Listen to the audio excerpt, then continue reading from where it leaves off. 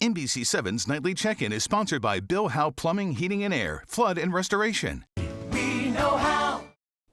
No mask, no service. In tonight's Check-In, an exclusive interview with a woman who launched a social media offensive after a Starbucks employee wouldn't serve her because she wouldn't wear a mask. Thank you for joining us. I'm Catherine Garcia. I've gotten so much criticism. I feel like I need people to hear a little bit of what I have to say. It's only fair. Amber Giles is the woman who refused to wear a mask inside a Claremont Starbucks. She posted this picture of barista Lennon Gutierrez attempting to publicly shame him. She says she's an anti-vaxxer and that masks are ineffective in her opinion. But the shaming, by all accounts, has backfired. A GoFundMe page set up on behalf of Lennon has surpassed $20,000. Meanwhile, Giles has received hundreds of threats herself. I'm not perfect. I'm not saying I am, but I sure as heck didn't threaten anybody's kids or anybody's life. I didn't stalk. He agreed to take the picture.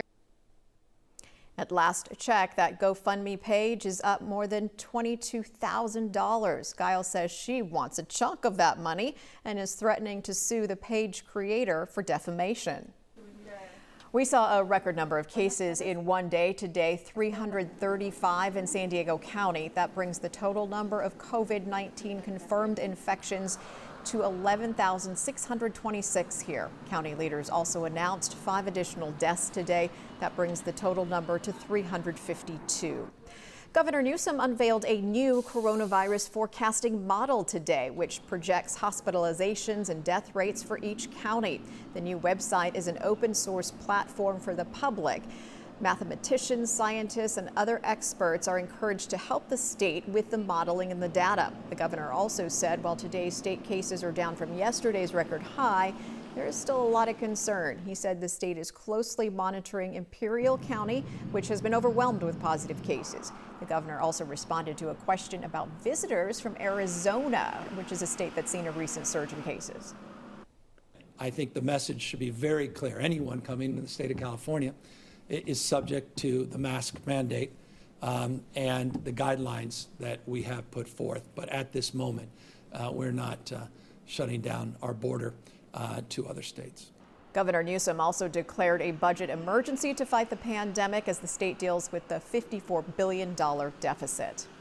Nearly 1.5 million Americans applied for new unemployment benefits today. That coincides with the number of rising cases. And today we heard how one longtime small San Diego business is being impacted by all of that. With social distancing and the minimum of a 10-person event, or maximum, should I say, that's pretty much eliminates our whole business.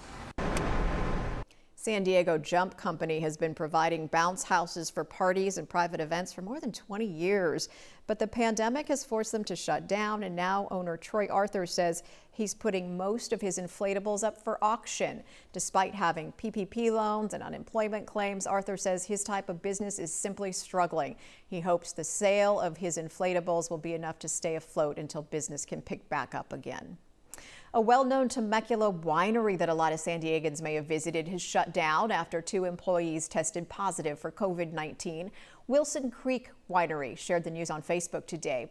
The winery recently reopened on June 12th. The winery says that it will remain open for curbside wine pickup and pizza pickup as well. Cash is notoriously covered in germs and bacteria. Maybe you're wondering about COVID-19 in your money. Well, the World Health Organization says at this point there's really no concrete study on COVID-19 in cash quite yet. So the CDC recommends that people wash their hands after handling money, and they'd like businesses to move toward contactless payments with credit cards. You can try to disinfect bills and coins. The Bureau of Engraving and Printing says all you actually do is clean it using soap and water and then letting it air dry. Friday and the weekend almost here. So how's that forecast looking? Dagmar will join us right after a quick break. NBC7's Nightly Check-In is sponsored by Bill Howe Plumbing, Heating and Air, Flood and Restoration. Call 1-800-BILL-HOWE. Bill Howe. We know how. Bill Howe is open to provide customers with repairs and services. We have taken additional measures to keep our customers and technicians safe. We will continue to provide San Diego with trusted, exceptional service. Because we know how. So for your Friday, we're looking at a pretty decent day. All things considered, heading in the right direction. In terms of the low cloud along the beaches, you'll see a little bit more now. So we started to see a little bit of some clearing along the South Bay stretch in the North County region. You'll see a little bit more of that for your Friday. Started a bit on Thursday. For the inland valleys, also a temperature slightly cooling, coming down to about that 80-degree mark on average. Mostly sunny there. Mountains still low 80s. Desert still 108, 9, 10. You have a ways to go yet, both those zones, before you do cool down, but you will. That's in store for you as you head through the weekend as well. For now, enjoy the Friday. A little bit more sunshine in there than what we've seen over the last week. Millennials are making up a huge number of COVID-19 cases in California, and we spoke with a doctor from Sharp. She says she's very concerned that the number of positive cases with people younger than 40 increased dramatically over the past month or so. The increase does coincide with the reopening of a lot of businesses, including gyms, bars, and restaurants in this state. While more young adults have tested positive for COVID-19, the rate of hospitalizations and deaths in that age group does remain low. That doesn't mean that's the case for everybody.